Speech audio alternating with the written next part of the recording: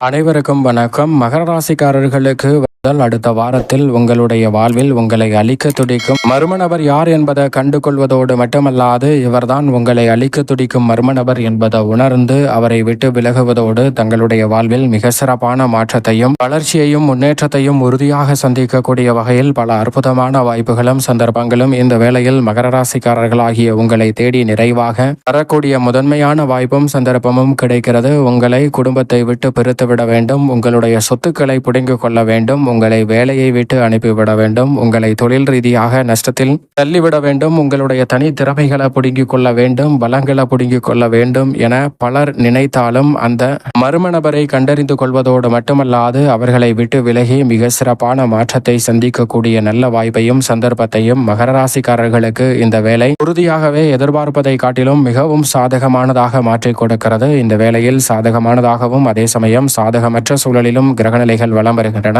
இந்த வேளையில் அபரிவிதமான நன்மையை அள்ளி கொடுக்கக்கூடிய அமைப்பில் ராசியின் ஆதராக இருக்கக்கூடிய சனி பகவான், ராசியின் உச்ச அதிபதியான செவ்வாய், சூரியன், புதன், சந்திரன் என பல கிரகநிலைகள் சாதகமாக வலம் வருகின்றன. சாதகமற்ற அமைப்பில் குரு, சுக்கிரன், கேது என கிரகநிலைகள் வலம் வருகின்றன. இந்த கிரகநிலைகளின் அமைப்பை ஆராய்ந்து பார்க்கும் போது நன்மை தீமை கலந்த ஒரு அமைப்பு இருந்தாலும் கூட உங்களை அழிக்க துடிக்கும் மர்ம நபரை கண்டறிவதோடு மட்டுமல்லாது மகர ராசிக்காரர்கள் உங்களுடைய வாழ்வில் மகிழ்ச்சியையும் இனிமையும் நிறைவாக மாற்றிக்கொள்ளக்கூடிய வகையில் பல்வேறு வகையான நல்ல வாய்ப்புகளையும் சந்தர்ப்பங்களையும் அடுத்தடுத்து உருவாக்கி கொள்ளக்கூடிய வகையில் மிக அற்புதமான வாய்ப்பையும் சந்தர்ப்பத்தையும் ஏற்படுத்தக்கூடிய அற்புதமான வேலை இந்த தருணத்தில் உறுதியாக கிடைக்க போகிறது. உதாரணமாக மகர ராசிக்காரர்களுக்கு ஒரு நபர் இருக்கிறார். அவர் எந்த ஒரு செயலை செய்தாலும் அதில் பெரும்பாலும் தோல்வியும் தடையும் தாமதமுமாக இருக்கிறது. எனவே அவருடைய வாழ்வில் பெரிய அளவில் நன்மை கிடைக்காததால் அவருடைய மனதில் எதிர்மறையான சிந்தனைகள் என்பது அதிகரிக்கிறது. இந்த எதிர்மறையான சிந்தனைகள் நாளடைவில் அவர் எதை செய்தாலும் அதில் அதீத எதிர்மறையான சிந்தனையாக மாற்றிவிடுகிறது.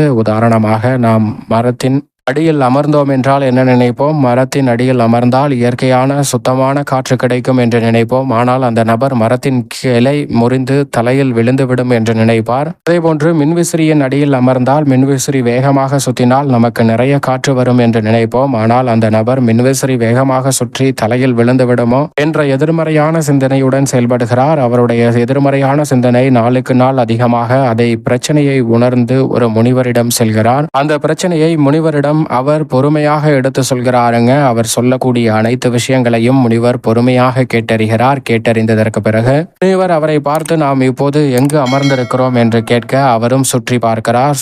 சுற்றிலும் வயல்வெளியாக இருக்கிறது. ஒரு புறம் கரும்பங்கொல்லை, ஒரு புறம் நெல் விளைகிறது, ஒரு புறம் காய்கறி தோட்டம் என பல விஷயங்கள் அங்கு இயற்கை விவசாயம் நிறைந்த ஒரு சூழலாக இருக்கிறது என்று சொல்கிறார். அப்போது முனிவர் அனைத்து திசைகளிலும் பார், அனைத்து இடங்களிலும் பார், சோளக்காட்டு பொம்மை என்று சொல்லக்கூடிய ஒரு பொம்மை கட்டப்பட்டிருக்கிறதா என்று கேட்க ஆம் கட்டப்பட்டிருக்கிறது என்று சொல்கிறார். எதற்காக இந்த பொம்மையை இங்கு கட்டி வைத்திருக்கிறார்கள் என்று கேட்க அதற்கு அந்த நபர் சொல்கிறார், இந்த பொம்மை இருப்பதால் பறவைகளும் விலங்குகளும் இங்கு வருவதில்லை.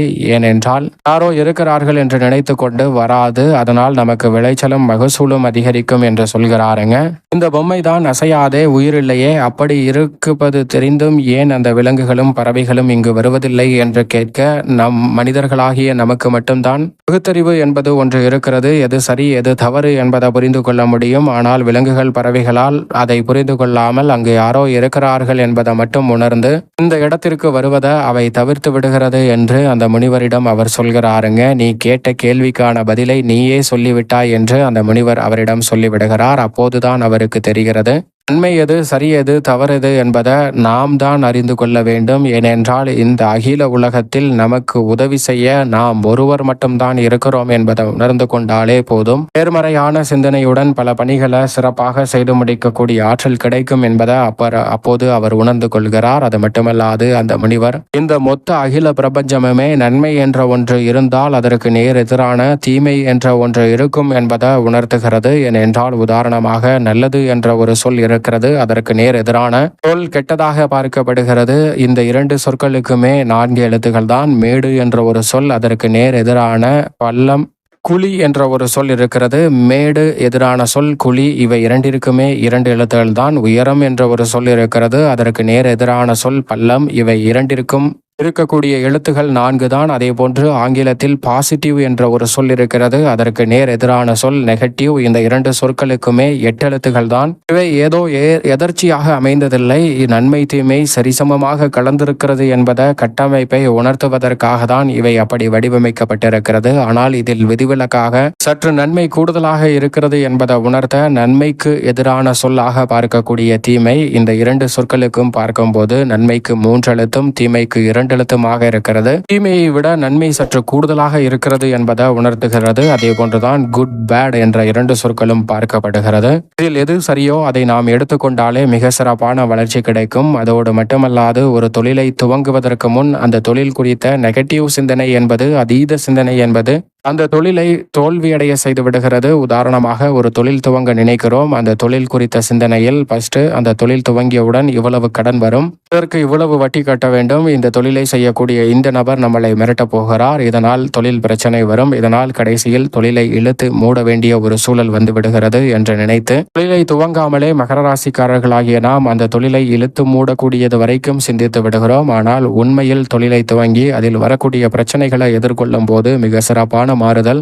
உறுதியாக கிடைக்கும் என்பதை நாம் தவற விட்டு விடுகிறோம். இந்த உலகில் நம்மளிடம் இருந்து திறமைகளையும் சொத்துக்களையும் மற்றும் சிரமத்தை ஏற்படுத்திவிட வேண்டும், நஷ்டத்தை ஏற்படுத்திவிட வேண்டும் என்று பலர் இருக்கிறார்கள். ஆனால் இந்த உலகில் பல்லாயிரக்கணக்கான கோடி மக்கள் வாழும்போது நம்மளை அழிக்க துடிக்கும் நபர்கள் 2ஆம் நபர்களாக தான் அவர்கள் பார்க்கப்படுகிறார்கள். முதல் நபர் யார் என்றால் நம்மளுடைய மனதில் இருக்கும் இந்த எதிர்மறையான சிந்தனை தான், நெகட்டிவ் திங்கிங் தான். இந்த எதிர்மறையான சிந்தனை இருப்பதால் தான் நம்மளால் வளர்ச்சி அடைய முடியவில்லை என்பதுதான் யதார்த்தமான உண்மை. அப்படி பார்க்கும்போது நம்மளை அழிக்க துடிக்கும் முதல் நபராக நமது எதிர்மறையான சிந்தனையும் அதற்கு பிறகுதான் நம்மளுடைய வளர்ச்சியை கட்டுப்படுத்த வேண்டும் அல்லது சரிவடைய செய்ய வேண்டும் என்று எண்ணத்தில் இருக்கக்கூடிய நபர்கள் இந்த தருணத்தில் அந்த முதல் நபரை நாம் சிறப்பாக மாற்றினாலே போதும். 2ஆம் நபர்களுடைய சூழ்ச்சி அனைத்தையும் உறுதியாகவே முறியடிக்கக்கூடிய நல்ல சந்தர்ப்பம் நிச்சயமாக மகர ராசிக்காரர்களாகிய உங்களை தேடி வரும். ஏனென்றால் ராசிநாதர் மிகவும் வலுவாக தைரியத்தில் பலம் பொருந்திய அமைப்பில் வலம் வருகிறார். எனவே நீங்கள் எதிர்பார்ப்பதை காட்டிலும் மிகப்பெரிய அளவிலான நல்ல பல வெற்றி வாய்ப்புகளும் சந்தர்ப்பங்களும் இந்த தருணத்தில் நிறைவாக கிடைக்க போகிறது. நிதானமாகவும் சிறப்பாகவும் தொழில் வியாபாரம் உத்தியோகம் சார்ந்த பணிகளில்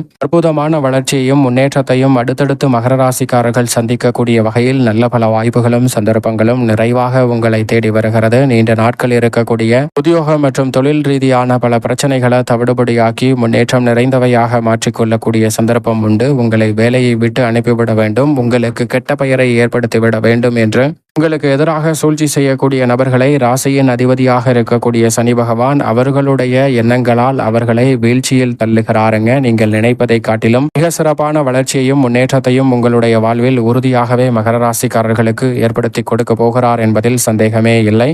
தொழில்துறை வியாபாரத்துறையில் இந்த தருணத்தில் அசுர வளர்ச்சி காணக்கூடிய வகையில் மிக சிறப்பான வாய்ப்புகளும் சந்தர்ப்பங்களும் நீங்கள் நினைப்பதை காட்டிலும் அற்புதமாக கைகூடக்கூடிய வாய்ப்பு இந்த வேளையில் உறுதியாகவே உங்களை தேடி வருகிறது. திட்டமிடுதலை காட்டிலும் மிகப்பெரிய அளவிலான தடை என்று இருக்கக்கூடிய பல நிகழ்வுகளை உறுதியாகவே மாற்றி எளிதில் புதிய வாய்ப்புகளை உருவாக்கி கொள்ளக்கூடிய வகையிலும் புதிய தொழில் துவங்கக்கூடிய வகையிலும் பல நல்ல சந்தர்ப்பங்கள் மகர ராசிக்காரர்களாகிய உங்களை தேடி நிச்சயமாக வருகிறது. ஏனென்றால் இந்த வேளையில் மிகவும் அற்புதமான மாற்றத்தை ஏற்படுத்தி கொடுக்கக்கூடிய அமைப்பில் ராசியின் அதிபதியான சனி இருப்பது மட்டுமல்லாது ராசியின் உச்ச அதிபதியான செவ்வாயும் 9இல் வலம் பெறுகிறார். எனவே நினைப்பதை காட்டிலும் பல்வேறு வகையில பாக்கியஸ்தானம் வலுப்பெறுவதால் நீங்கள் எதிர்பார்ப்பதை காட்டிலும் பல நன்மை நிறைந்த வாய்ப்புகளும் சந்தர்ப்பங்களும் இந்த தருணத்தில் எளிதில் உங்களுக்கு கிடைக்கிறது. பல பிரச்சனைகளை சிறப்பாக கையாளுவதோடு பொருளாதார ரீதியான வளர்ச்சியையும் முன்னேற்றத்தையும் இந்த தருணத்தில் நிறைவாக ஏற்படுத்தி கொடுக்கிறார். சுக்கிரனும் குருவும் இணைந்து யோகஸ்தானம் ஆகிய 6இல் வலம் வருவதால் இந்த தருணத்தில் திடீரென பல புதிய வாய்ப்புகள் உங்களை தேடி வரும். பொதுவாக 6இல் இருப்பது அவ்வளவு நிறைந்த நன்மை கொடுக்கக்கூடிய அமைப்பு இல்லை என்றாலும் இந்த 2 கிரகநிலைகளும் 6ஆம் இடத்தின் இறுதி நட்சத்திரத்தில் நுழைந்திருப்பதால் எதிர்பார்ப்பதை காட்டிலும் மிக சிறப்பான வாய்ப்புகள் உறுதியாகவே மகர ராசிக்காரர்களாகிய உங்களை தேடி வருகிறது. எனவே குரு மற்றும் சுக்கிரனின் அமைப்பு குரு சுக்கிர யோகத்தின் காரணமாக பல்வேறு வகையான நெருக்கடிகளை தவிர்ப்பதோடு நீங்கள் எதிர்பார்க்கக்கூடிய முன்னேற்ற வாய்ப்புகளை எளிதில் உருவாக்கி கொடுக்கின்றன. எனவே மிக சிறப்பான வளர்ச்சியும் முன்னேற்றமும் இந்த தருணத்தில் மிகவும் நிறைவாக சந்திக்கக்கூடிய வகையில் அடுத்தடுத்து பல நல்ல வாய்ப்புகளும் சந்தர்ப்பங்களும் இந்த வேளையில் நிச்சயமாக உங்களை தேடி வருகிறது. 2 கிரகநிலைகளும் விரயத்தை பார்ப்பதால் உறுதியாகவே உடல்நல ஆரோக்கிய தொல்லை உள்ளிட்ட பல பிரச்சனைகள் இந்த தருணத்தில் கட்டுக்குள் இருக்கும். எதிர்பார்ப்பதை காட்டிலும் புதிய சந்தர்ப்பங்கள் முன்னேற்றத்திற்கு வழிவகை செய்யக்கூடிய வகையில் வேளையில் சிறப்பாக கைகூடக்கூடிய தருணமாக அமைய போகிறது.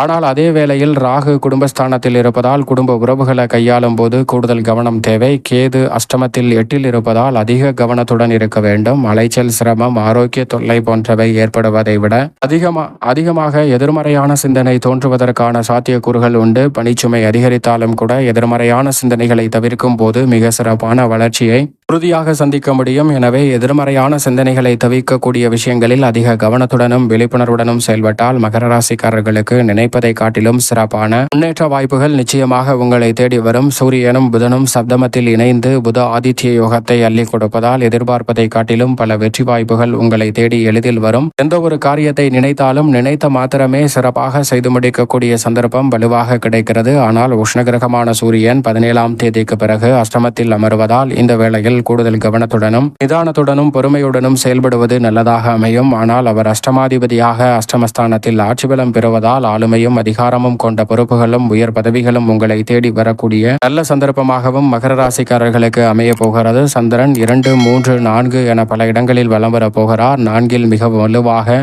வலம் வருவதை காட்டிலும் 5 உச்சம் பெறக்கூடிய வேளையில் மிக சிறப்பான வளர்ச்சியை அள்ளி கொடுக்க போகிறார். எனவே சந்திரனின் அமைப்பால் மகர ராசிக்காரர்களுக்கு பல நன்மை நிறைந்த வாய்ப்புகளும் சந்தர்ப்பங்களும் உண்டு. பூர்வ புண்ணிய ஸ்தானம் ஆகிய 5 உச்சம் பெறுவதால் எளிதில் பல நெருக்கடிகளை தவிடுபடியாக்கி முன்னேற்றத்தையும் வளர்ச்சியையும் ஏற்படுத்தி கொடுப்பதோடு வருமான உயர்வுக்கான நல்ல பல வாய்ப்புகளையும் சந்தர்ப்பங்களையும் இந்த தருணத்தில் அள்ளி கொடுக்கிறார். தவறவிடாமல் மகர ராசிக்காரர்கள் பயன்படுத்திக் கொள்ளுங்கள். மேலும் இந்த தருணத்தை சாதகமாக மாற்றிக்கொள்ள நிச்சயமாக மகர ராசிக்காரர்கள் உங்களை அளிக்க துடிக்கும் மர்ம நபரை சிறப்பாக எதிர்கொள்ள வேண்டும் என்றால் உறுதியாக இந்த வாரத்தில் கால பைரவரை வழிபாடு செய்யுங்கள். மிக சிறப்பான வளர்ச்சியும் முன்னேற்ற வாய்ப்பும் உங்களுடைய வாழ்வில் நிறைவாக கிடைக்கும். எப்பேற்பட்ட காரிய தடை, சிரமம் என்று இருந்தாலும் அவை தவிடுபடியாகி முன்னேற்றம் நிறைந்தவையாக மாற்றிக்கொள்ளக்கூடிய முதன்மையான வாய்ப்பும் சந்தர்ப்பமும் உறுதியாக மகர ராசிக்காரர்களாகிய உங்களை தேடி வரும் என்பதில் துளியளவும் சந்தேகமே வேண்டாம்.